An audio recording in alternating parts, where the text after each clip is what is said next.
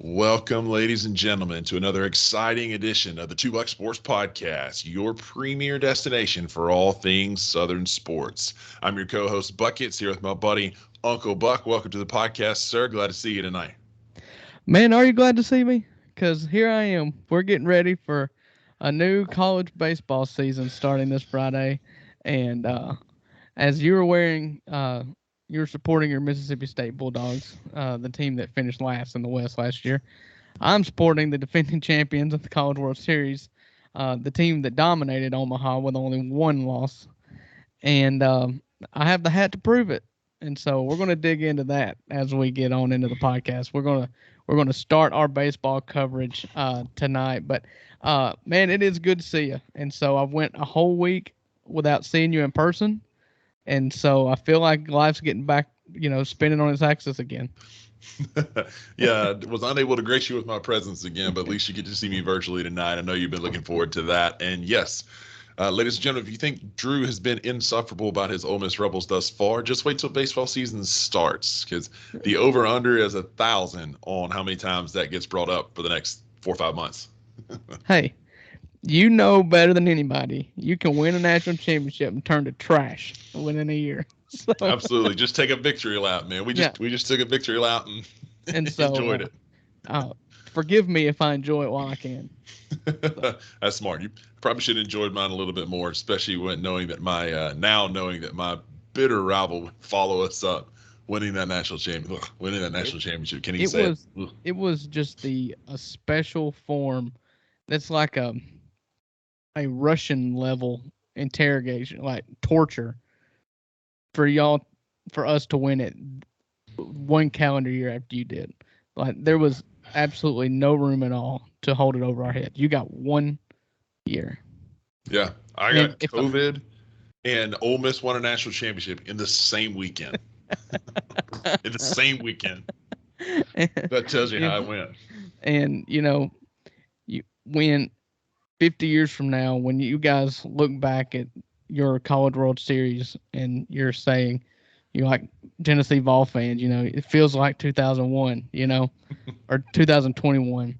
I'll always be able to say, well, we won one more recently than you did. Well, we won it first, and we all know that first is what matters. If you ain't Yeah, first, you're last. So yeah. Some people, nobody brags about their first wife. They brag about their current wife. you got me with that. That's good. So, uh, Rusty, tell the fine listeners what we're drafting today. Yeah, so in honor of Drew and I's one of our favorite seasons, both of us love college baseball more than most and just about more than any other sport. So tonight we thought it'd be appropriate to kind of gear our fans up for the pending baseball season and draft what are the best stadium foods. What you enjoy watching a ball game, whether that's at a baseball game when it's nice and hot, a basketball game like the whiteout that's happening at the Hump tonight with Kentucky coming to play Mississippi State. Doesn't matter where you're at, there's always a tasty treat that just goes with the sport. So tonight, we're drafting stadium foods. All right. Well, last week we drafted sporting events, and I got to go first. And so, Buckets, it's your turn to go first. So, what are you going to take with the number one pick of the Stadium Foods draft? I mean, it's the slam dunk. It's the easy pick. Baseball season's around the corner. Starts Friday night. Hot dogs. There's nothing like enjoying a hot dog at a baseball game. Sun's out, God's beautiful sunshine, out in the green grass, left field lounge if you're in Starkville. I like my hot dogs with mustard and sauerkraut. I do like them Chicago style when I'm at Wrigley watching my Cubbies.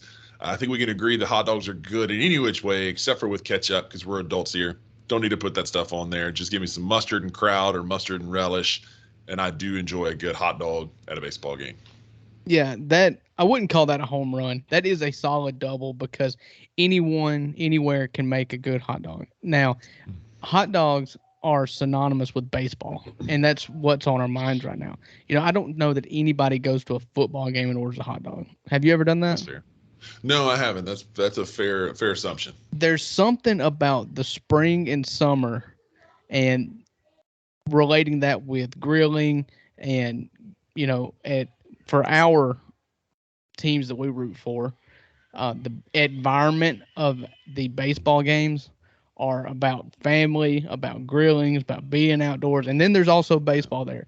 And so the hot dog just perfectly encapsulates that experience. It goes together. Yeah, I would agree with that. I was on a guided duck hunt in 2006 with some guys from Kossuth, and we were hunting up in outside of Dyersburg on Reelfoot Lake, and our guide imparted some wisdom on me that kind of resonates here. And he, we were sitting there talking about how good the breakfast he made for us was, and it was just, frozen biscuits, frozen sausage, and an egg. I'm like, man, this is so good. Thanks for doing this. He's like, man, it's all about the environment. He said, I could cook my dog's turd right now, and y'all'd say it's good just because we're in this duck blind. It's the same with a hot dog. You're at a baseball game, the hot dog's gonna be good, man. It is what it is. It's and maybe this is too simple of a draft, but the 101 in places to eat, like environments in which food's just better, it's around a fire. That's why campfire food is always the best. You can get a Coleman stove out, crack crack an egg, no salt, no pepper, nothing, and there's just something about being right there that just tastes better on that Coleman stove beside the fire on a campsite. Yeah, absolutely. But we've spent enough time on your lame pick. My first pick, the second pick of the first round, I am going to go with another ballpark classic, and it's one that is as synonymous with baseball as a hot dog, and it is pop. Oh, I'm sorry, I can't even. I'm getting mixed up already. I'm getting excited. I'm getting ahead of myself. It is peanuts, and peanuts are great. Again, it's not for every venue, because in order to have peanuts, you've got to be able to throw the shells on the ground. And that's why it makes perfect sense at a baseball game. You're outdoors. You can eat peanuts for 9 innings and never get full and never get tired of them. And so, couple that with an ice cold Coca-Cola, as the old timers would do. There's just not many combinations better. Yeah, I don't disagree that the salty peanuts are always good on a hot day and great on the beach, but way better at a ball game. So peanuts is a solid choice. And you're right. Shout out for calling out the peanuts in the shell. Like, don't give me the little already pre-cracked salty ones. Those are fine for a road trip. For the ball game, I want the peanuts. I got to crack. Oh yeah, no, that they don't even sell those at games, and that's because they know the consumer is spoken. Don't even stock those pre-shelled lazy peanuts at a ball game. Make me work for it. And miss me with that. And call me crazy if you like, but I also like to lick the shell a little bit, get that little salty flavor with my peanuts. Oh Lord. Yeah, I don't stick the whole thing in my mouth like an imbecile, but I do like to get a little of that salty flavor. But, I mean, you do watch baseball at Swayze Field, so that explains a whole lot. Yeah, see, there's your hating again. So, my next pick, the first pick of the second round. Oh yeah. Is going to be nachos. And this is kind of a throwback to when I grew up going to football games at Ole Miss. They had a Corky's barbecue stand right there in the stadium. And it's every halftime of every game, I was going to get barbecue nachos from Corky's. It's just pulled pork, that soft serve nacho cheese that they, I guess, comes pre-cubed and you know exactly what I'm talking about. They have them in every high school gymnasium concession stand ever. It's just like a cheese and lava that just squirts out of that. I mean, it's really disgusting if you watch it. It is. But once you hand me the finished product, I'm eating it. And then on top of that, you get the jalapenos and you get that barbecue dust. It's a 10 out of 10. If you want to wait in the line at the FedEx Forum, you can get Rendezvous. I would recommend it. I just don't like to miss the game time. So that's my second pick is barbecue nachos. Yeah, solid pick. I used to eat them at AutoZone in Memphis when I was going to Redbirds games, the $5 bluff tickets. You could eat your barbecue nachos, watch the game from a grassy knoll on a blanket. It was a good time on a Friday night in Memphis, and barbecue nachos made it that much better. So that's a good pick, man. Jealous of that. All right. With the second pick of the second round, I'm also going throwback since baseball has been a thing. And this is not just specific to baseball, because I've eaten this next snack at football games in Nashville, in basketball games in Memphis. Like, I've eaten this all over, and I eat it at home on my couch. I love fresh popcorn, and it is synonymous with baseball ever since it's been around. There's pictures from the 10s and 20s when baseball started, people eating popcorn, watching from the cheap seats out there. I love popcorn, man, especially in the old timey popcorn makers, a little pot that'll dump over when it's ready. That's how popcorn should be made. Give me popcorn when I'm watching any ball game. Right. Any ball game, at any movie theater, Yeah. at any night of the week on my recliner. Yeah. That's my bedtime snack. If I'm a little Yeah. snacky, and I know it's not good, because unlike your Simply popcorn or whatever you called it the other day when we were doing road trips, my popcorn is not healthy. When on the cases in which my wife and I don't go to the grocery store with the whole family, I instruct her to go find the butteriest popcorn you can find and buy that, because Absolutely. I'm not, miss me with all the, the plain popcorn that my grandma used to eat. The only reason why they ate that is because, they had some corn left over and they were poor. But no, we can afford it. Get the butter. Yeah, I like the extra butter, the movie theater butter. Give me those that I can pop on my couch. Popcorn is a solid ball game food. Next up, maybe a little more specific to warmer weather sports. Although I have seen them at the FedEx Forum, I have seen them at different places. But when it's hot at a baseball game, the first time I ever had one was Wrigley Field in Chicago. It was a warm day playing the Astros, and I needed something to cool me off that was kind of sweet, sour. The Minute Maid frozen lemonades. The yellow one, they come in a little paper cup with the wooden spoon. I can crush one of those in a heartbeat when it's hot. Minute Maid frozen lemonade is the first pick of the third round. That's a solid pick. It's a pick that would be made first overall by anybody under 12. And so, we all know I'm a big kid, man. You just call it ice cream, they're in. But yes, it's good. I don't prefer that as much because it seems like every time I get it, you have to chip it away with a chisel. But I guess you just leave it out long enough, and it's good. I do love a frozen lemonade drink. You can get at carnivals and stuff. Like a little slushy. Yeah. Give me a slushy. I'm good with that. So yeah. So I'm going to turn this around here. I'm going to go with another favorite of mine. And what I found when I was compiling this list is that pretty much any food that I just love in general, I can get at a ball game. And so my next pick is pizza. And if I want to get specific, there's a pizza joint in the FedEx Forum that is incredible. You go and get it's a spicy pizza. It's got Italian sausage and onions and peppers and jalapenos on it. It's incredible. But like I've told you before, when we talk about game day foods, when he drafted it, there's just nothing better than pizza because you don't need a plate. You just eat it by hand. There's no mess. You just get a piece of pizza and a napkin, and you have a whole meal, and you don't have to worry about anything else. And on top of that, pizza's incredible. Everybody loves pizza. Yeah, pizza's hard. Even bad pizza is still good pizza. So that's a solid pick. No matter where you eat pizza, it's going to be a good treat. So pizza's a solid pick. And so now I'm thinking because I'm running a little short here. Trying to think back. It's hard when it comes to convenience. And that's what you get out of all game day foods is you're going to get something that you can carry with you. And so that's why I'm going to go with just the standard American cheeseburger. Because you don't have to have so if the burger comes with fries on a tray, no, just give me 2 burgers. I'll stick them in my pockets, I don't need the extra thing that I can spill or knock over or, make a big mess out of. Just give me 2 cheeseburgers, 1 for each pocket. I'll go up to the stands and I'll munch down and watch baseball. It's all about convenience for me.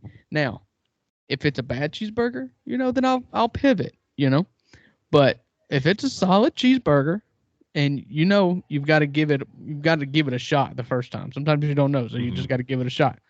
And so you may just buy 1 cheeseburger at that point.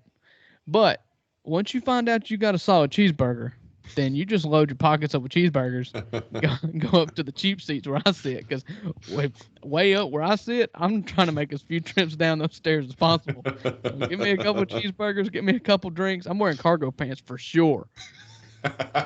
So give me a couple Game day cheeseburgers, a attire. couple drinks, some peanut M&Ms, and no, we can sit for a full 9 innings. Barring a bathroom break, I'm not moving. It is 2023, and Uncle Buck are bringing the cargo shorts back. Let's Bring go. 'em back. Hey, and in the spring here, you get the kind that you can zip off the bottom half of the leg because it gets chilly at night, but it's Yeah, nice during the that's day, it. so, or if you got a day game and it turns into night, you zip those things Yeah. back on, You tuck those in your back pocket, cheeseburgers in the front pocket. You got 6 pockets on cargo shorts at least. Yeah. Solid pick, man. So far I got hot dogs, popcorn, frozen lemonade with the second pick of the fourth round. I don't care. You can church them up however you want. I went to a Mariners game in Seattle one time, and they threw a bunch of garlic and dill on top, and they were phenomenal. At the Are you FedEx drafting Forum, I've had. crickets? Are you drafting crickets? Because they sell those at Crickets. Mariners games. Yeah. Yeah, No, that's a we ain't going there. okay. You think I'm going to go from Mississippi to Seattle to eat crickets? Hey, Come on, man. You know me they better love to than live off the land apparently up there. that. Apparently. At the FedEx Forum, I've had them with barbecue on top. At Duty Noble, I had them with chili cheese. No matter how you dress them up, French fries are a phenomenal ball game food. I like the seasoned, crinkle cut. Doesn't matter. French fries are a solid way to enjoy a ball game. Hot, give me ketchup or mustard, and I'm ready to go. Yeah. Yeah, I mean, you're right, but your propensity for making a mess is very great.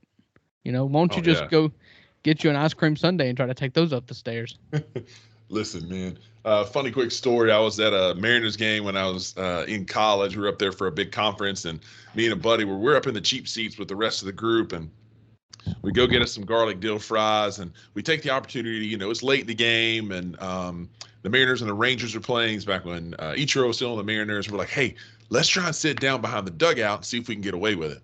Well, what we didn't know is we sat in the padded seats. They're only like 4 rows from the dugout. And we both have these massive things of French fries in our lap. And the usher comes down and is like, hey, boys, can I see your tickets real quick for these seats? And in my infinite wisdom, I was like, hey, we're just here taking a picture real quick. And he goes, uh-huh. And politely asked us to move. So we had to leave that section. We went over one section, got smart, and sat about 7 rows back and enjoyed the last 2 innings from 7 rows back with our French fries. Hey, as long as you got the fries. Yeah, that's all that matters. And then I'll close out mine with the first pick of the 5th round with kind of a niche thing, but I know a lot of people that enjoy them. I don't understand the people that necessarily like them plain, but I like the barbecue. I like the salt and pepper. I like the ranch. Sunflower seeds. It's kind of in the same vein as peanuts. It gives you something to play around with, chew on, distract you a little bit. I love sunflower seeds, and I've eaten them at football games, but obviously more of a baseball snack when you're outside like that at a ball game. But I ate them when I played baseball. I ate them when I watch sunflower seeds. Yeah, sunflower seeds are solid, and they're a hobby as much as they are food. Like peanuts. Absolutely. You just it seems to go with the territory. Yeah. I'm gonna wrap mine up with something you can get just about anywhere. I've been to Sam's Club and gotten one. I have been at a carnival and gotten one. Been to Six Flags, ball games, flea market, anywhere. Go get you a warm pretzel. The bigger, the better. And get that liquid cheese with it.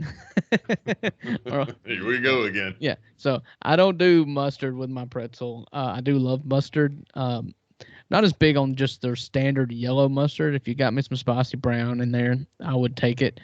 But given the options, give me that warm plastic liquefied cheese and a salty pretzel. You can't beat it. Yeah, especially the big grain salt, like the coarse salt on top, it gives that little extra crunch. And let me ask you if I'm crazy. We've talked about doing a segment before, like where you come and be like, okay, I do this. Am I crazy? And I tried to get Rusty to intro it with singing Gnarls Barkley. Does that make me crazy? But he didn't want to do it. So I'll just throw one out here. I love big pretzels. I love big pretzels. I hate the little pretzels. They're the worst. It's like the shape of the pretzel makes all the sense, like the size of the pretzel.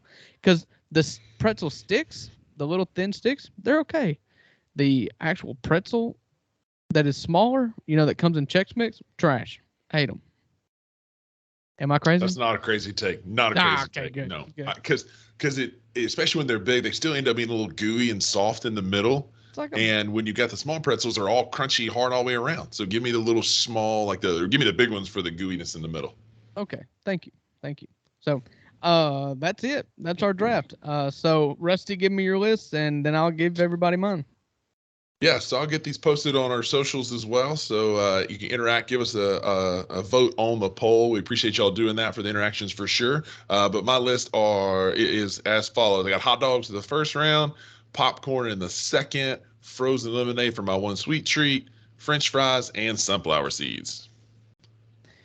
And I have peanuts, followed by barbecue nachos, and I have hamburgers, and I have pretzels, and what else did I have?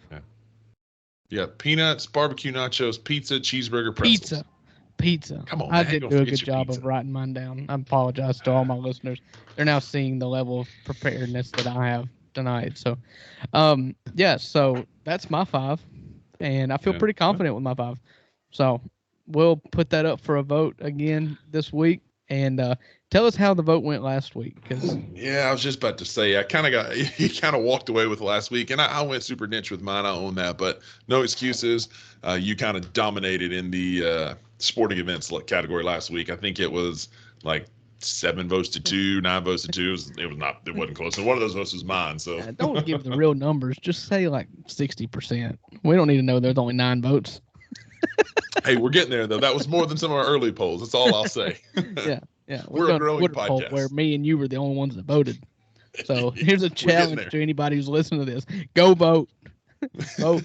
If you hadn't voted before, go vote. Do your civic duty. Yeah. Listen to your Hollywood actors and your NBA superstars. Vote. If we ever get an NBA superstar to shout out vote on the $2 Sports Podcast, I'm retiring from physical therapy. Forget politics. Vote on the $2 Sports Podcast. That's the real vote that matters. And second Tuesday in November does not matter. You go vote every Wednesday on the $2 Sports Podcast. So that's right. That's right. All right. Well, speaking of the sporting events last week, you picked the greatest sporting event of them all, and I feel like we finally got a Super Bowl that lived up to that, man. Been some sleepy ones in the past, but if you watch this one, and I know you did, I feel like we got our money's worth in this Super Bowl. Yeah, I believe it was an incredible football game between two teams that were evenly matched. And I don't know about you. I feel like, I know what the deciding factor is, and it's something I've talked about in regards to most sports, and especially in the playoffs. The team that's been there, who's got the scars, that know how to win these games against teams that have not been there before. I left that game thinking that Philly was just as good, if not better. They played incredible on the offensive side of the football today, but they just made too many mistakes. You had a 7-point swing on Jalen Hurts' fumble. And that stuff happens, and it never comes down to one play, just like it didn't come down to the one holding call late in the game. That wasn't the only thing that happened that decided that football game, but it just seemed like everybody knows, you give Patrick Mahomes an inch and he's going to take a mile. And that's what they did again. They showed why they're the master class in the AFC. There's no reason why anybody should expect any different, to be honest. And shame on them. They pulled the Georgia thing again, where they said nobody expected us to win the division. Like, are you kidding me? Who in their division was ever going to challenge them? Yeah, there was some talk about them. The Raiders. They were talking about Broncos when they first got Russell Wilson, but after week 3, it was painfully obvious who was going to win that division. I guess Andy Reid just learned.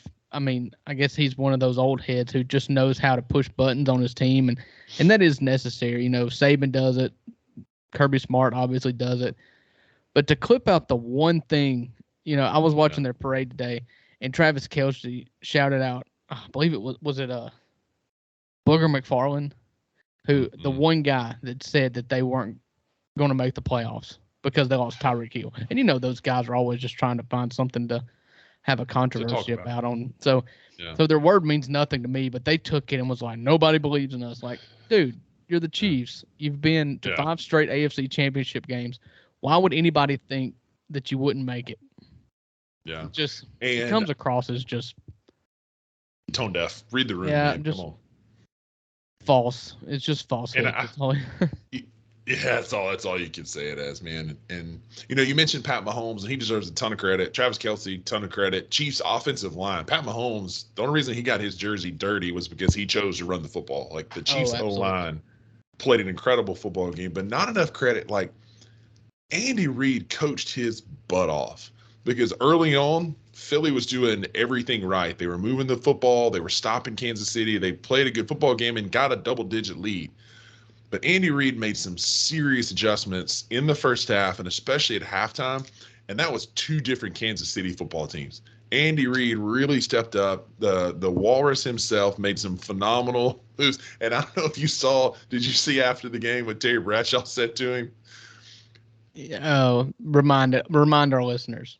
So during the post game celebration, Terry Bradshaw's on the stage interviewing the players, and he looks over at Andy Reid. He says, "Andy, hey, Coach Andy, waddle on over here and talk to me." Yeah, if I was Andy Reid and he said that to me, I would just smack him right across the face. I mean, the level of disrespect you get from winning your second Super Bowl. I mean, that Terry Bradshaw should be ashamed. I mean, yeah, but I did see that, and I was like, "Come on, you're like 95 years old. Like, you're on your way out. If you got that much, you got that much. If you're that carefree about what you're saying on the stage." But I mean, Andy Reid gives him one good hip check, and it's over for Terry Bradshaw. Oh my goodness, yeah. R.I.P. And so, Andy Reid did an incredible job, and there's coaches everywhere that don't give them 2 weeks to prepare. You hear that in bowl season and playoffs. If you give Bill Belichick 2 weeks, he'll shut you down.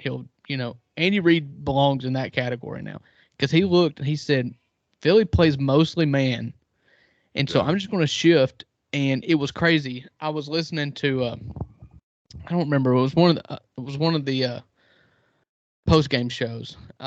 Scott Van Pelt had on, was it Dan Orlovsky or one of those former quarterbacks, and he said, let me break this down. And it was incredible. So on both of those touchdowns in the fourth quarter, where they were wide open and they sent both those guys in motion, what they did is with Tony and with Sky Moore, they sent them in motion, and it's like Patrick Mahomes was watching the cornerback and the safety. And soon as they started communicating that they're switching coverages, like you're taking him and I'm staying, as soon as they started pointing at each other, he snapped the ball and the receiver went the other way. And so the cornerback was just, they were just lost in communication at that point. Mm-hmm. And it was genius and it was total scheme. Like you knew that was something he had seen before. And it was just easy, cheap touchdowns that you could just snap your fingers and get. There's no way you were going to cover it. Yeah, absolutely. And, give credit, man. Jalen Hurts played a phenomenal football game. That throw and catch with that A.J. Brown touchdown was phenomenal. It was an incredible throw. A.J. is one of the probably only 4 receivers on this planet that can make that adjustment and make that catch. Well, it's because he's an outfielder. Play. He was drafted by the Padres to play outfield. I mean, he ran that ball down like Willie Mays runs down a ball in center field. He had it over his shoulder the whole time and just was able to, with 2 defenders behind him, negotiate his way. It was well covered. It was well covered. And he just made an incredible play on the football. I hate that he's no longer in Titan Blue. I'm glad to see him having success. Maybe kind of glad he didn't win the Super Bowl because he's not a Titan anymore, but not his fault of his own. Of no fault of his own. But give credit where credit's due. Jalen Hurts, just outside of that fumble, like he ran the ball appropriately, he threw the ball well, took care of the football outside of that one fumble, and he has nothing to hang his head about. Had some great post-game comments to that kid when he asked him about learning lessons, or he talked about learning lessons and failure. Just the more Jalen Hurts talks and just does things, the more I like that guy. He is a solid guy, and he's always been. Even when you saw how he was put in those situations in Alabama to where he got benched in the national title game for Tua, but then he kept his good attitude and kept working hard because then his time came back when Tua got hurt in the playoff. And so he got to come back. And then he left and went to Oklahoma. And, man, he's just a stand-up dude. And I felt bad for him because he lost that one ball. And that wasn't everything, like I said earlier. But if you take 7 points off the board in a game you lose by 3, it's kind of hard not to look at yourself and beat yourself up about it. What did you think about that holding call late in the game? As a former defensive player, especially, that's just a ticky call, man. Like, so here's the thing. By rule, is it holding? Yes. He held his arm, he held his jersey. But that's not how you decide a Super Bowl. I don't think it was enough of a hold for it to be called A. And B, Juju ain't running that ball down. That ball was overthrown by 10 yards. He wasn't going to get there regardless. I thought it was a bogus call. They should have made Harris Butker kick that field goal from probably, 48, 50 yards at that point. Right. That's Like how that should have ended. Yeah. Yeah, I didn't like the call, but not because it wasn't holding. Because if that call is made throughout the game, that's one of those calls. You're talking defensive holding, you talk offensive holding. If you watch the offensive line, they're holding every play. Right. And so, same way, there's all that give and take on the outside too with defensive players over wide receivers. There's always that little seeing what all you can get away with. And my problem was that they didn't call a holding penalty or pass interference or an offensive holding penalty all game long. It was the first one. And so to have it, whereas it is a penalty, but to have it be the only one that's called, and you're right, I do believe it was uncatchable as well. It just, if you're going to call it then call it later. Because I'm not a guy that beats up the refs over calls that decide games if you call those same calls throughout the game.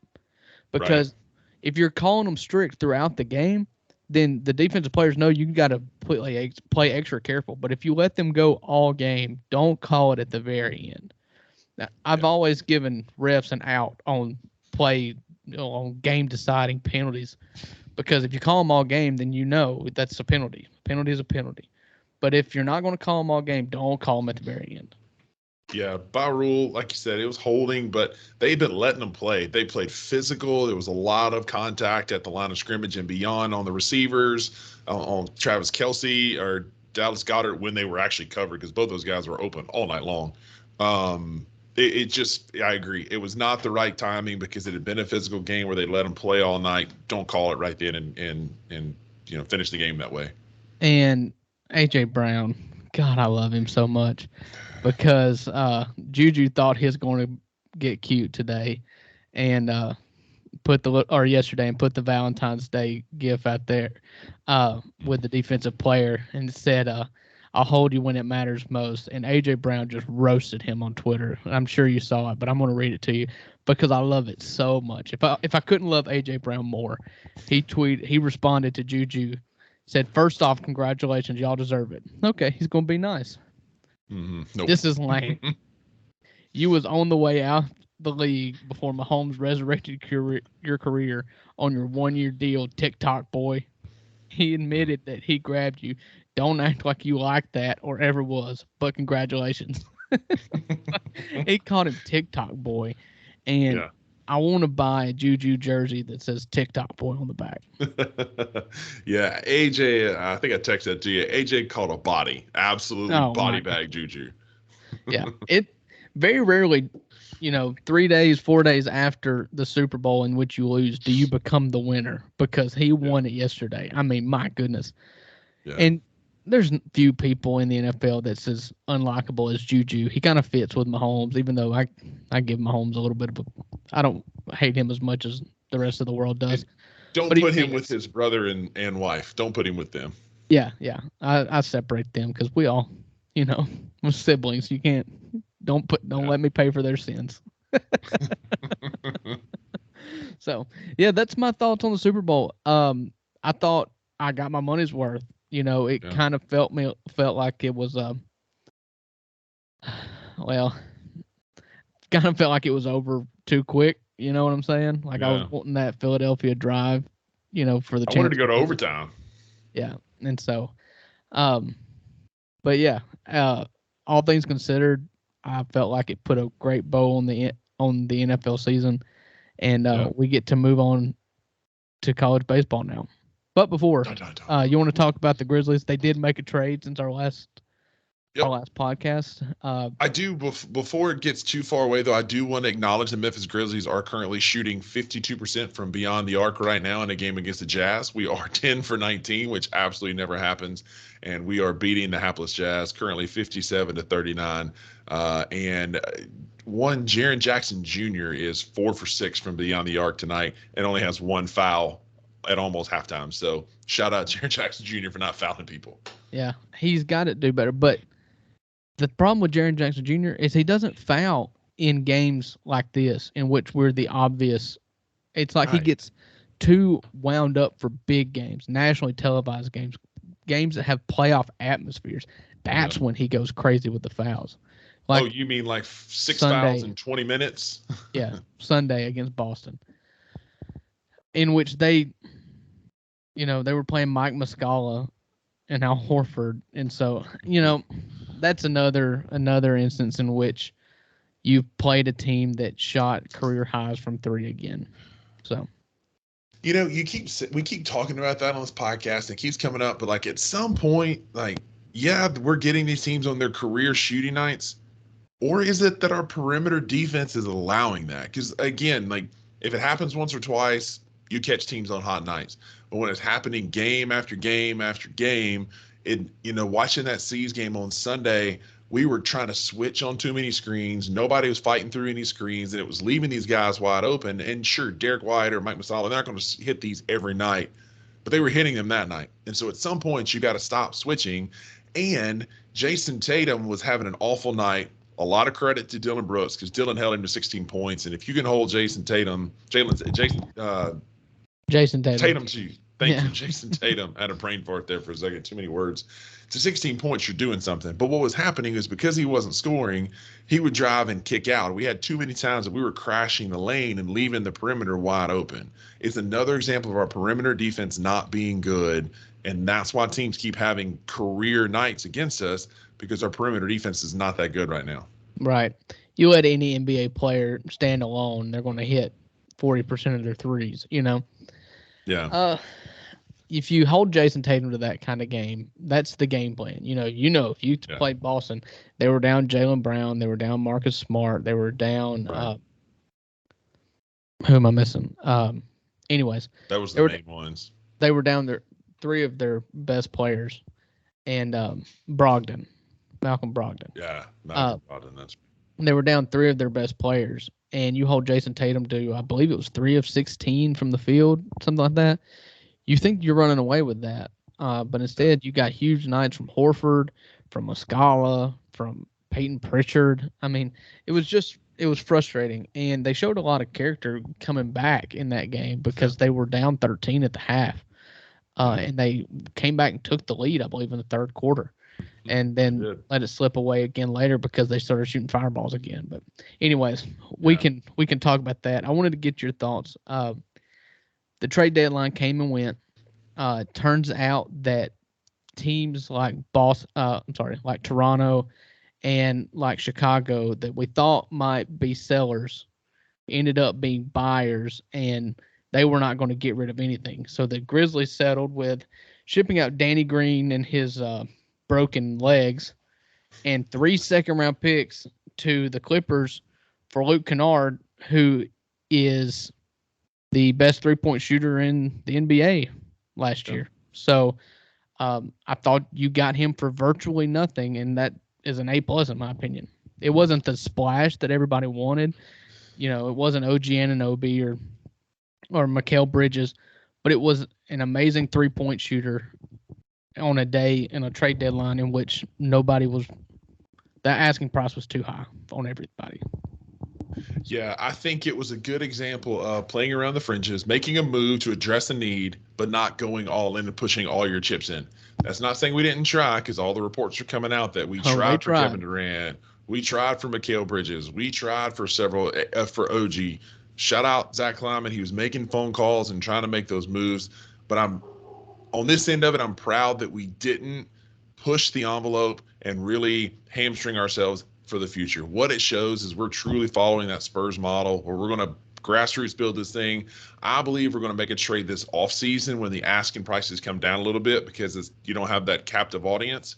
maybe at the draft like we normally do. We'll pick up somebody. I really believe we're going to, but now that we're a little bit removed, I'm not as emotional about it. I appreciate Kleiman's discrepancy and patience with the process and not overpaying for somebody like OG when you might be able to get him or somebody similar in the offseason on a better deal. Yeah. Like you said, Zach Kleiman did have a press conference and he said, we tried. And he then leaked out what exactly we did, what trying meant. And trying meant he offered 4 first-round picks for Mikal Bridges after he was shipped to Brooklyn in the Kevin Durant trade. And he offered 3 first-round picks for OG and Obi. And he offered every pick that we have and pick swaps for Kevin Durant. And so he tried, and he leaked that out, so he knows. One, I'm being serious. We're here to win. We're here to win now. And 2, none of those trades included players. So he had nothing to lose by saying, this is what I offered, because if he would have done that and Dylan Brooks was part of the offer, then you're losing Dylan Brooks' buy-in, And so he can say, whether it's honest or not, I gave everything I had to make a run this year and for next year, making our window bigger right now. And I did that while keeping every player on the roster that we have. Yeah. And so he took big swings, and I guess props for saying no when instead of keeping on, offering more. But because 4 first-round picks from Mikal Bridges, well, I do believe Mikal Bridges is incredible. It's not for 4 first-round picks. I would have been a little hesitant about with that. If that would have been the deal and we would have gotten Mikal Bridges and given up 4 picks, I would not have been over the moon, because I don't know that Mikal Bridges, while awesome, he's not a superstar. He's a role player. Right. You make that kind of deal for a Kevin Durant. That makes a little bit more sense. But I agree. I think while I wanted to make a move, make a splash, because I do think we have the potential this year. I think our current team, I think our ceiling is probably a second round, maybe conference championship. We're still the 2nd overall seed. We still have the talent, but the West got a lot deeper and a lot harder. I think we'll make a move, but it's just, I appreciate that we didn't mortgage the farm, and we still have an opportunity to continue to build and grow. Yeah, we're no longer the 2nd best team in the West. I believe that if everything works out, which is a big if everything works out with the Suns, they're better than us. I believe that the Nuggets are better than us. They have been all year. They didn't make a single move, but they're better than us. I believe that the Lakers are much scarier now. All they have to do is play games. And Kyrie being in Dallas, I mean, they've always been a problem with us, but they're 0-2 when Luka and Kyrie start together. And so I don't think that makes them better. They've got the name cachet. I'm still nervous because Luka dominates us now. You theoretically add the best point guard in the last 15 years on the team. It shouldn't make you less scary. So I believe we got better marginally, but I also believe that the West around us got a lot better. Yeah, and with the Kyrie thing, the Mavs, the only reason it is a little bit less intimidating is they used to throw Spencer Dinwiddie at Ja, and he had the size that Ja really couldn't handle. Kyrie ain't that much bigger than Ja, and so I think it makes us match up a little bit better. You take Luka's best shot and you just defend everybody else, because Luka's going to score 30 against us every time we play him. You take that best shot, and I think we are still a better team than the Mavericks. But you're right, man. That the Lakers get to that. Say finishes as a 2 or 3 seed, and your first round draws the Lakers. That's a little bit tougher terrifying. Than what it was 2 weeks ago. Or worse. I mean, Phoenix is sitting at 6 or 7 in the conference right now. Mm-hmm. What I really need is to stay the 2-3, and I want Sacramento to stay the 2-3. I don't care back and forth. If they go up to 2 and we go up to 3, that's fine. I would like a second round matchup with Sacramento more than I would like, a second round matchup with Denver. Denver. Yeah. And give me. I still think we got to be the 2 seed. We're so much better at home, that we need home court advantage until the conference finals. And so I agree. If we start falling more than that, we're screwed, and our ceiling might become the first round. But give us that 2-3 seed, which I'm not going to sit here and say is not in the realm of possibilities. We're still a very good basketball team. We don't have to play Phoenix anymore. Like, we've already played them enough. We're done playing Phoenix. They're not on our schedule for the rest of the year. We wouldn't see them again into the playoffs. And so our schedule is definitely daunting, but I think it's doable to stay that 2-3 seed. So if you look at the 2 seed, the first round matchup would be against the 7 seed, which would be the first team that gets out of the play-in tournament. Right now, that play-in tournament is New Orleans, Minnesota, Golden State, Utah. Utah will certainly drop out. Below them is Portland, OKC, and LA. If LA puts it together, you're looking at a first-round matchup with possibly Golden State, LA, or Portland. I mean, I'll take Portland, but don't give me Golden State or LA in the first round. No, because Golden State has our number in the playoffs, and LA's just got a whole lot better. Give me Minnesota. That's what I want. Let's go. All right. Yeah. I could sit here and talk playoffs or NBA all night, but we need to get to the reason why we're all here tonight. We're going to get to college baseball. Yes. And you won't find two bigger college baseball fans than Rusty and myself. And it is, unfortunately, a sport that is not really consumed by everybody, although I do believe is consumed by a lot of people in our region. And so maybe we get to talk about college baseball a lot and may get some new fans out of it. And if not, then I hope that all of our current listeners are huge college baseball fans, because we're going to talk about it. So absolutely. And if you listen, you got to listen to us. So yeah. So this is our show. Yeah. So Rusty, where do you want to start with college baseball? I know we kind of talked about some of the rule changes. Let's go through that first, kind of set the scene for what college baseball is going to look like, and then we can do a little bit of a preview on our two favorite college teams and kind of talk about the SEC from a high level and just kind of set the stage for, SEC play is still a long way away, but we can at least kind of talk about what the conference is going to look like to get our casual fans, listeners ready for the season. Okay. Well, let's start here. I messaged you yesterday, and I asked you if you had seen the college baseball rule changes, and you had said no.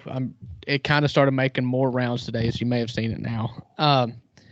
And so, in an effort to shorten the games, make the games faster, first they have implemented a 10-run rule in the SEC in SEC play. That's always been the case in out-of-conference play, but now you've got an SEC play. I'm not a big fan of that. I'll be honest with you. You can give me your take in a minute. 9 innings just seems to be that's the standard. That's the way things should be done and the way things have been done. And I'm not a big traditionalist, but in SEC play, it's more fun to beat the crap out of your opponents than it is when you're playing Southeast Missouri State. So I'm cool with ending those games after 7.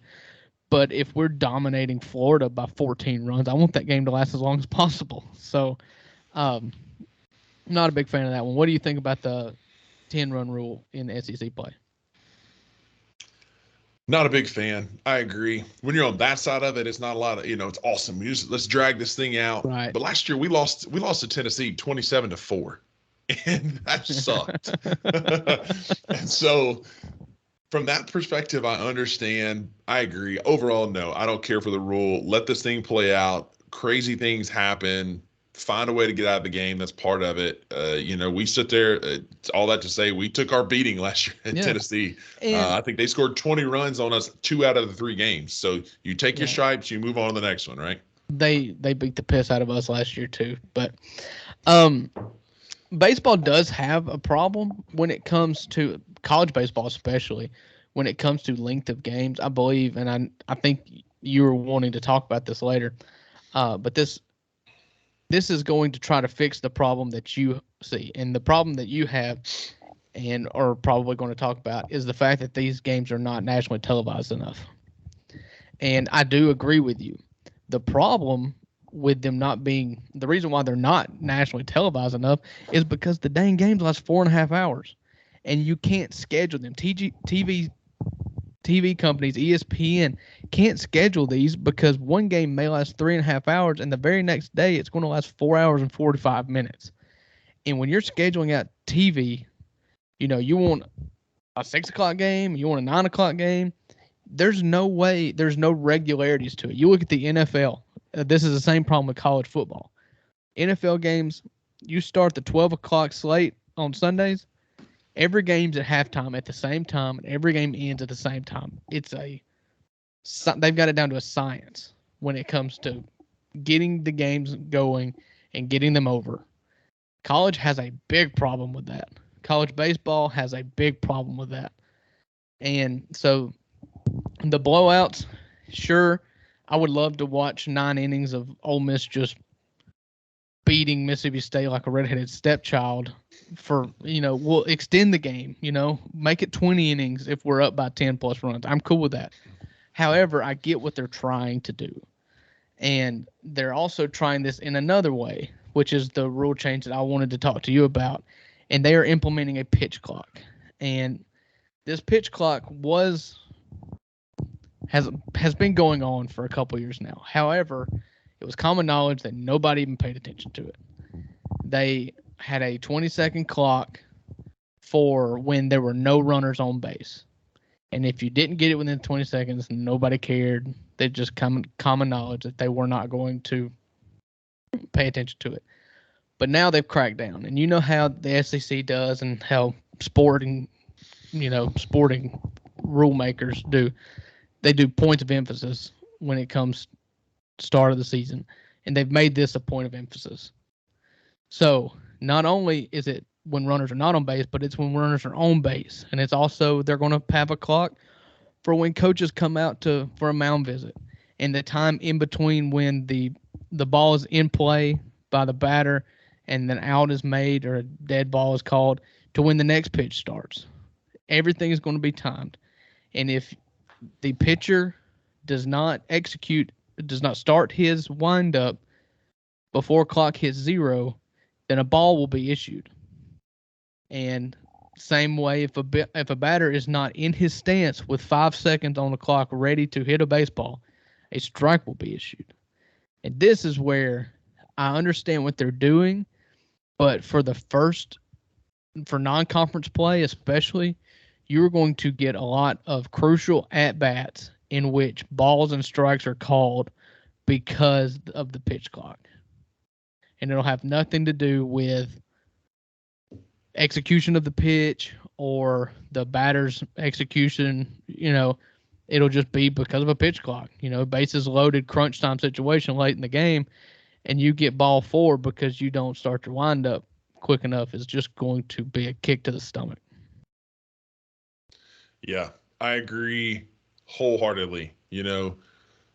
I do have a beef with ESPN not televising any of these games. The highest that it's on is on the SEC or the ESPN Plus or SEC Plus, where you actually have to pay for a subscription to ESPN to see them.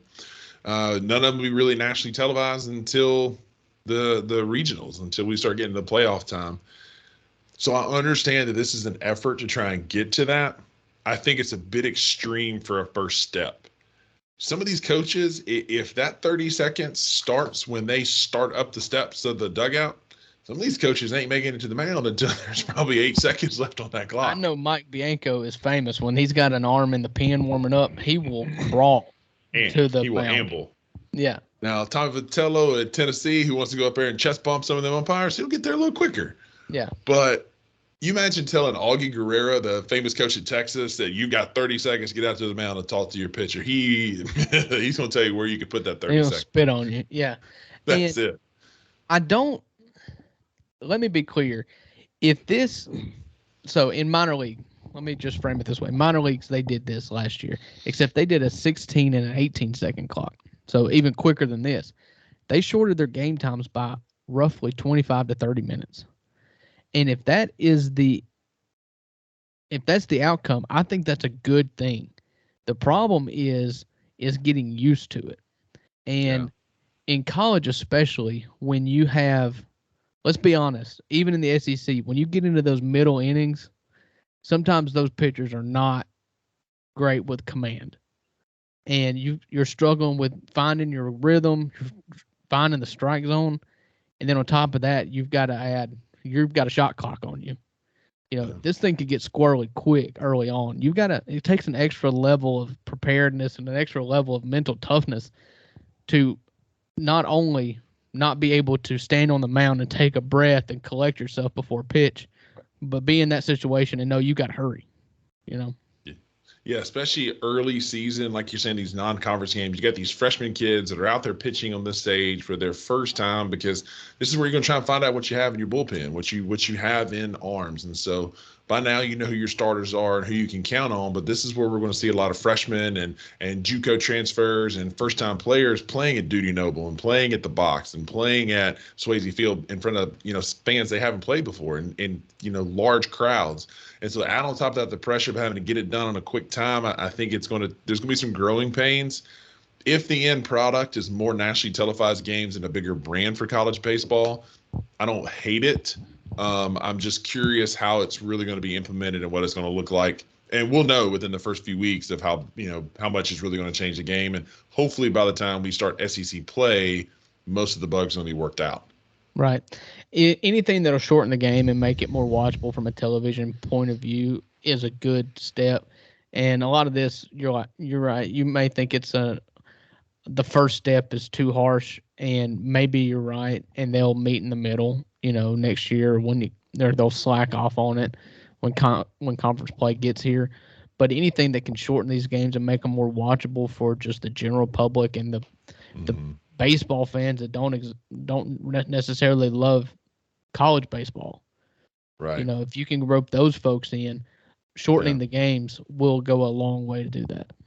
Yeah, I agree. The fans who just watch the football and basketball games and would only watch Ole Miss or State, if we were in a super regional or Omaha, maybe you draw those guys in because they don't have to give up 4.5 hours. Baseball junkies like you and me, we would sit there and watch it, whatever.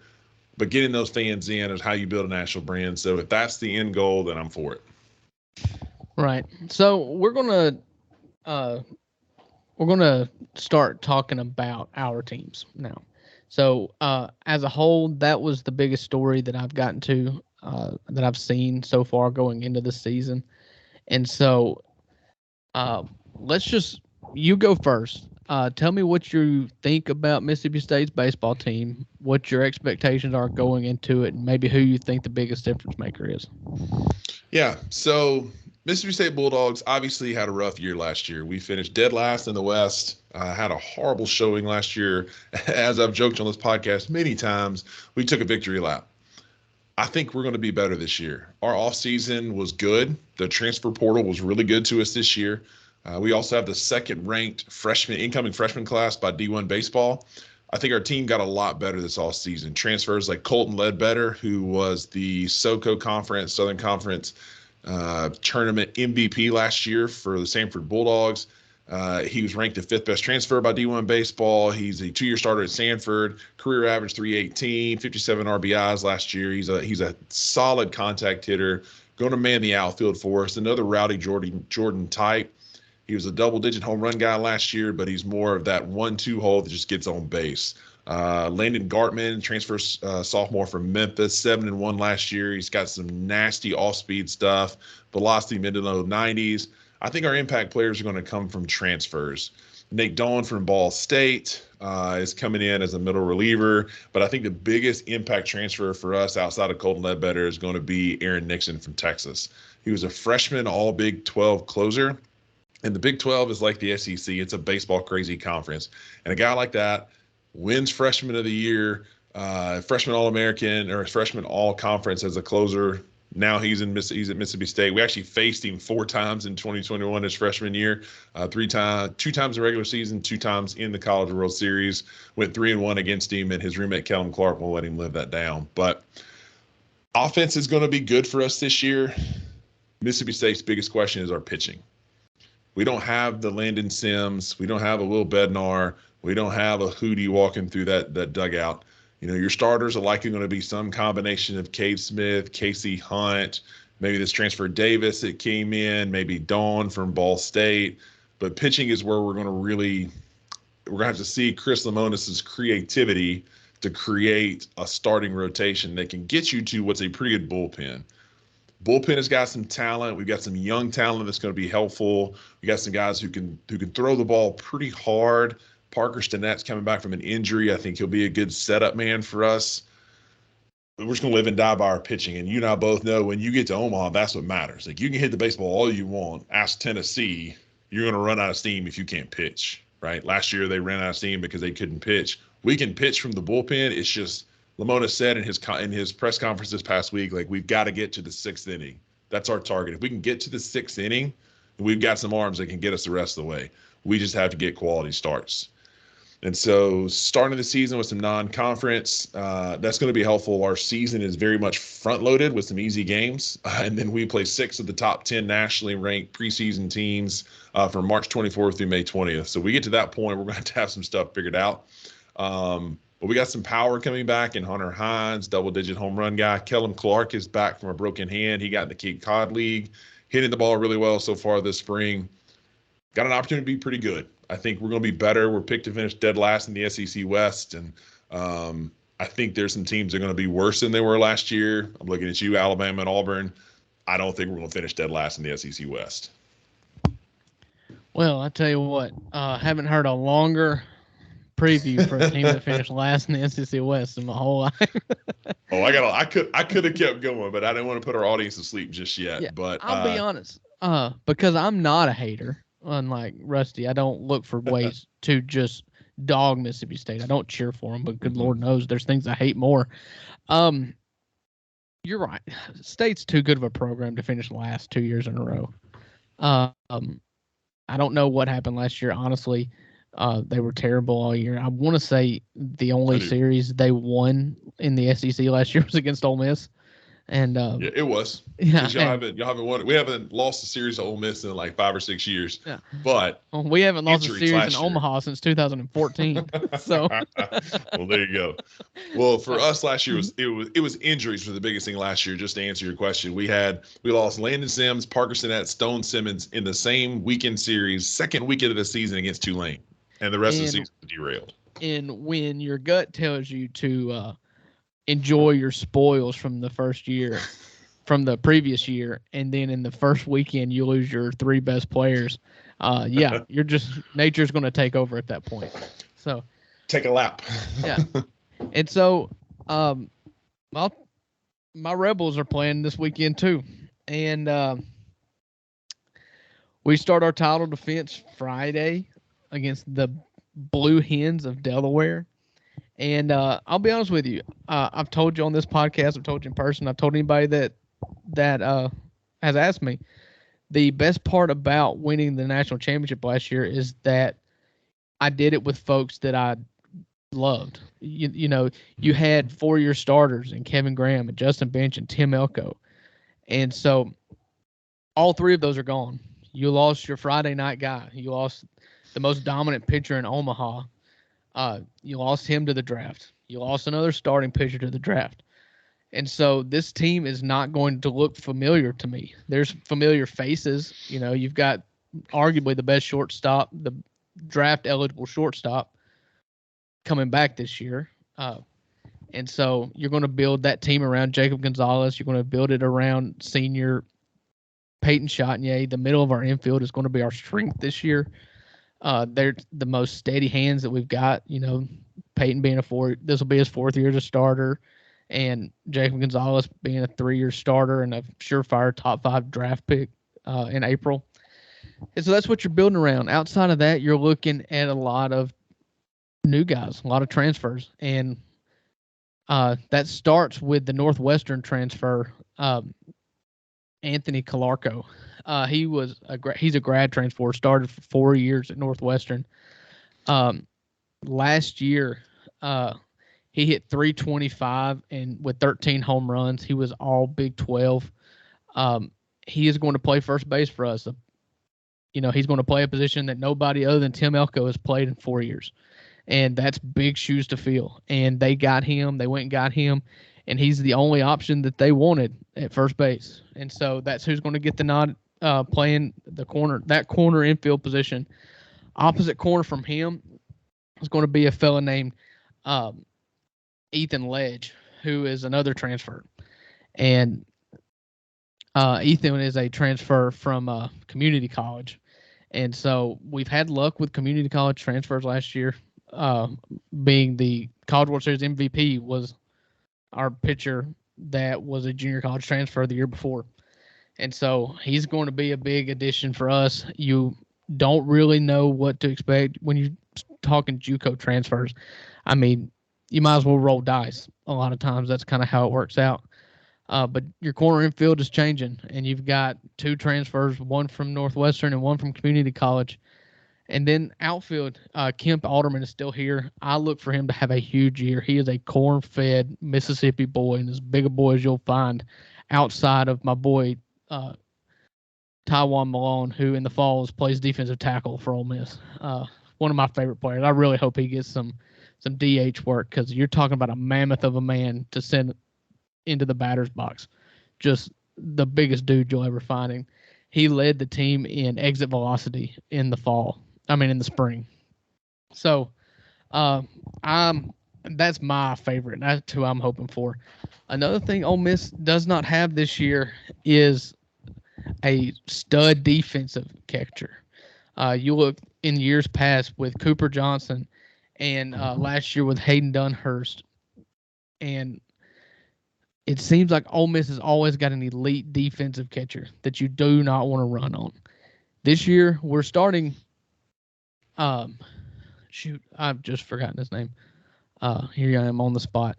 Calvin Harris. I mean, I should not forget his name. He hit the second of the 3 back-to-back home runs in the College World Series Finals this year. But Calvin Harris, not to be confused with the DJ that dated Taylor Swift. This is Calvin Harris from Illinois. He is a rock solid, hit it anywhere you want batter.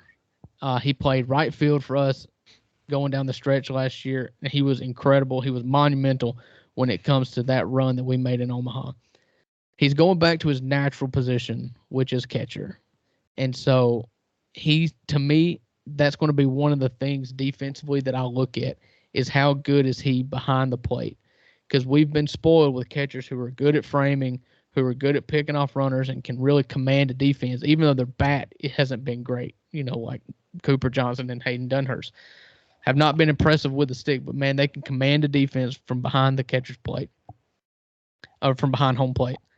And so I look to see how he can do commanding the defense. I know the stick's going to be there. Buy all the stock you want in him, because he is going to be a stud. And he will hit for average. He will not strike out. He will walk. He'll hit a few dingers here and there, but he's just as solid as they come, fundamental hitter. And then go ahead.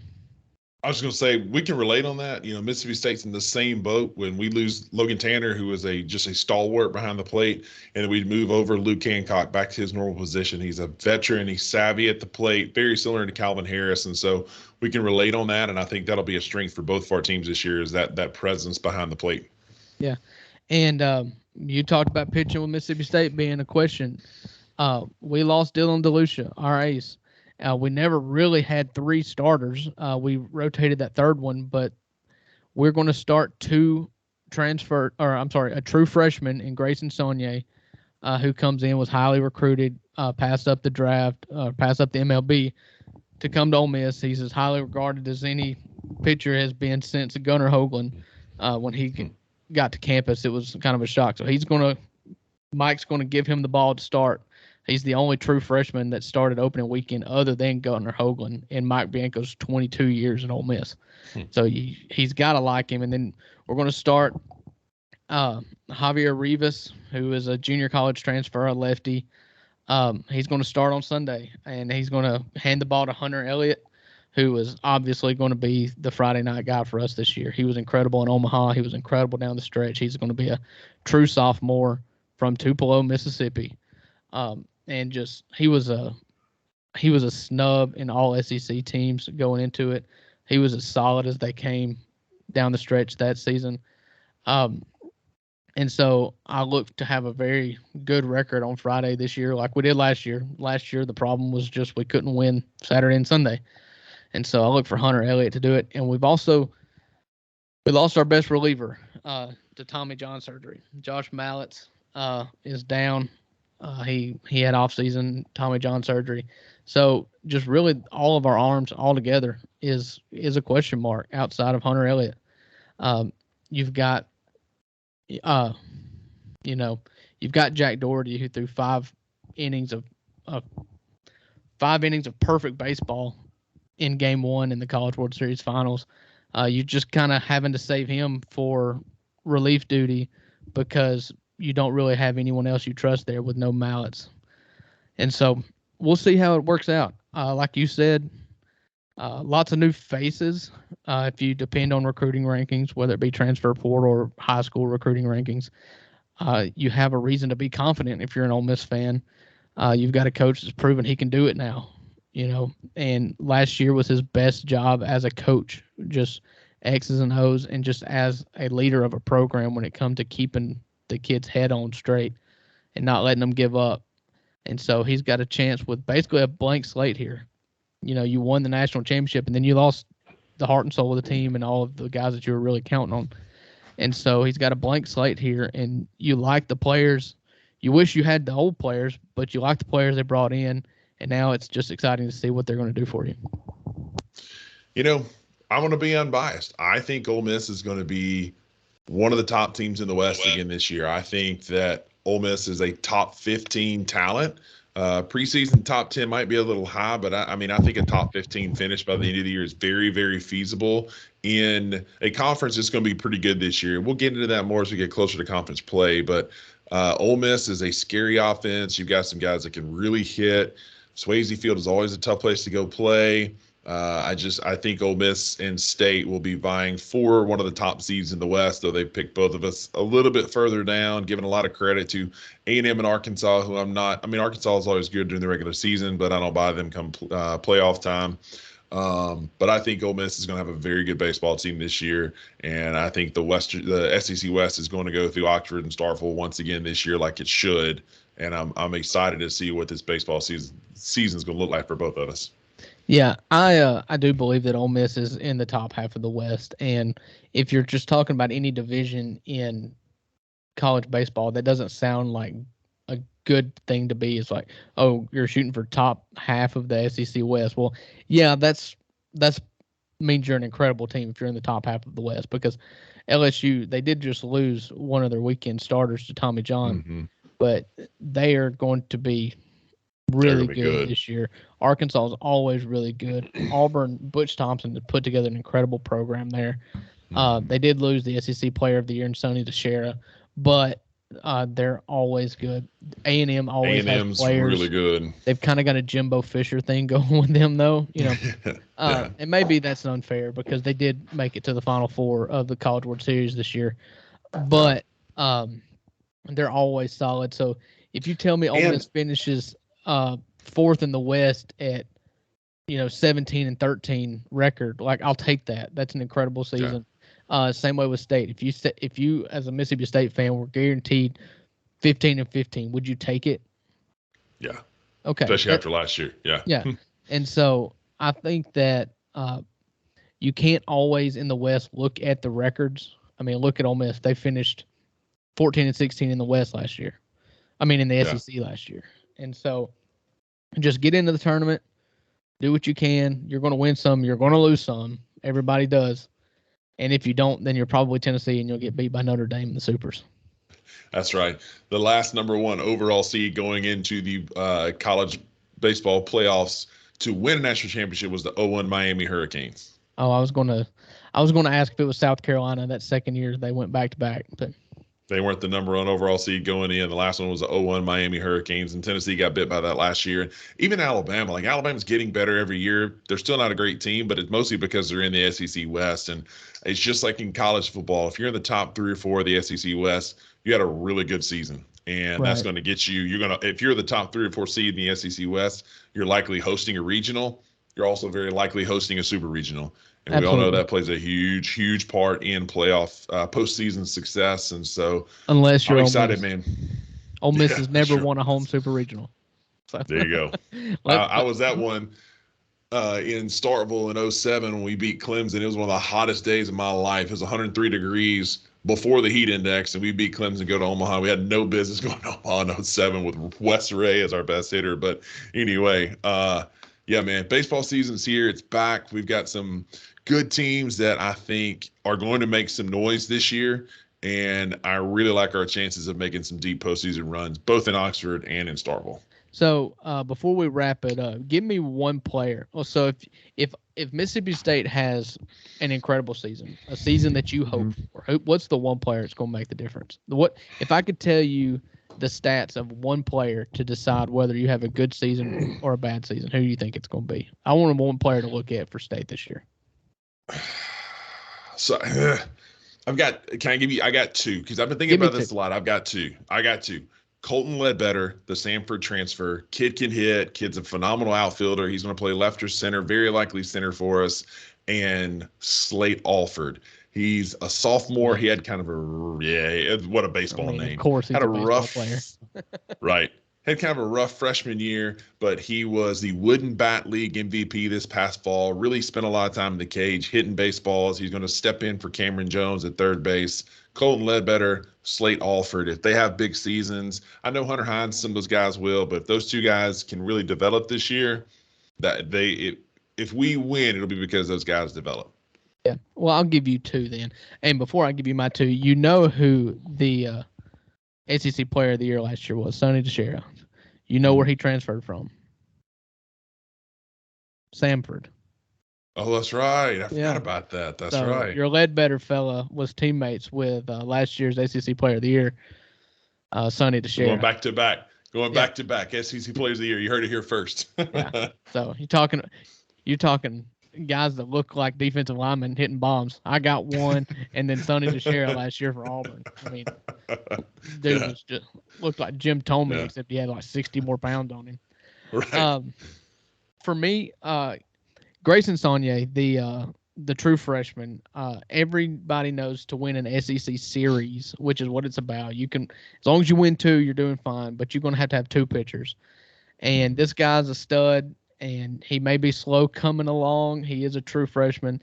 If you tell me that he is really good, then I have all the faith in the world that we're going to win 16, 17, 18 games in the SEC this year because I have that much confidence in Hunter Elliott on Friday nights.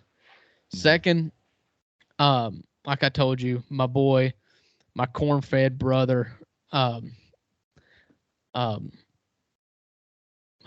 shoot, how am I doing this? I watch these people play. Kemp Alderman. I've got too many tabs open up. I'm trying to read, and I'm not just talking. My boy Kemp Alderman, he occupies the right-handed batter's box just about as impressively as anybody else. You're talking about just the batter's box. Yeah, he is a big boy, and I watched him walk through the hotel, going to the stadium, going to Charles Schwab Stadium in Omaha, and he had the biggest dip in his mouth, and he was hey y'all to everybody. I mean, he looked like a guy that I went to high school with, but he can swing it. And so if he can hit for average and hit for power, he's always hit for power, and he's been a line drive machine and can get one out in a hurry. But if he can cut down on the strikeouts and be an anchor in the middle of your lineup, then I like our chances with him as well. So those are the two guys, Grayson Saunier and Kemp Alderman. That's who I'm looking at. If I can have their stats at the end of the year, I'll tell you how Ole Miss did. And don't forget, you're going to get some TikTok videos out of Shotney there at second base. So, I mean, he doesn't do it. I mean, listen, I don't like TikTok just as much as the next 30-year-old. Like, I can't stand it. It's the bane of my existence. And nothing irks me more than when you send me TikTok videos of Peyton Shotney. But it's not him. He's not Juju out there on his own personal account. That's the Ole Miss baseball account trying to appeal to young folks, and he's the one willing to do it. I mean, he's the one that's got the personality. He could say no. He could say no, but that's all I'm saying. I didn't say anything bad. I just said you're going to get some TikTok videos. Hey, And you know what? It's working because you know who sends me those TikTok videos every time? My wife. It works. Okay. There you go. So the There you go. marketing works with him. So if you're wanting to reach 18 to 35-year-old women, then I would say Peyton Chatinier is the guy you want. He's a handsome dude with nice long hair, and if you can get him dancing on TikTok, I mean, it's a grand slam. I guess so. But Uncle Buck, great show tonight, man. It's a good place to wrap it up. There'll be plenty more college baseball content coming, plenty more opportunities to talk about our favorite teams. Just excited that it's back and that we actually can talk about it and hopefully help be a part of growing that market. And maybe that's our niche, man, that takes us to the next level here at the $2 Sports Podcast.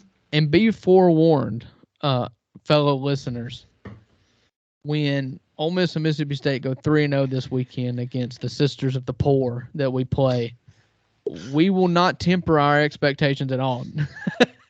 Nope, not one bit. We will fight over who is best and who's going to win the College World Series based off of 3 games against Delaware and some military institute. Virginia Military Institute, BMI. Do not expect cautious half measures here. We are all or nothing, and we will always be all or nothing. So.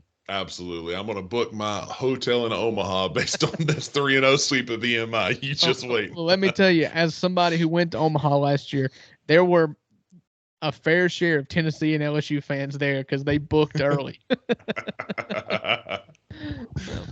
Nothing was better than seeing that awful orange walking around the streets of Omaha knowing that they didn't even get to show up. Just being sad for sure. But yeah, as always, give us a follow at the number $2 Sports Pod on Instagram and Twitter. Look us up, $2 Sports Podcast on Facebook. We are going to get the blog going again. We've both been pretty busy. I had a CrossFit competition. Drew's been working his tail off, keeping the power on for Tippah County and all its fine citizens. And so the blog will be coming back as we continue going. But Uncle Buck, great episode tonight, man. I enjoyed it as always. Hey, it was a lot of fun. I enjoyed doing this, and we really enjoyed the interaction. We did say that we would shout out the first person that did that commented, gave us a review on Apple Podcasts, and because we're such a homegrown podcast, my good buddy Matt Graves, who I met just a few weeks ago, playing church music at a church that me and Haley helped lead worship in a few weeks ago. Matt Graves is a drummer extraordinaire that I met, and so because we know all of our listeners at this point, he texted me and was like, "Hey, I left you a review," and I'm like, "All right, cool, I'll go read it."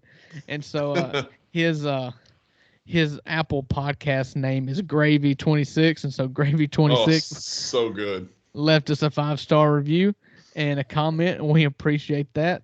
Matt Graves, I hope you hear this and get a big chuckle out of it while you work tomorrow. Yeah, absolutely. So. And we'll definitely keep giving out shout outs because we don't have a ton of reviews right now. So we'll keep giving shout outs as long as we're getting them. Yeah. So until it takes too long to read them, we'll read all of them. So absolutely. All right, guys. Rusty, I said guys as if I'm talking to the audience. Okay. Now I am talking to the audience. Guys, I have enjoyed it. I hope you enjoyed listening to this podcast. And Rusty, I enjoyed doing the podcast with you. I will see you again next week. Yes, sir. Be good. I'm always good.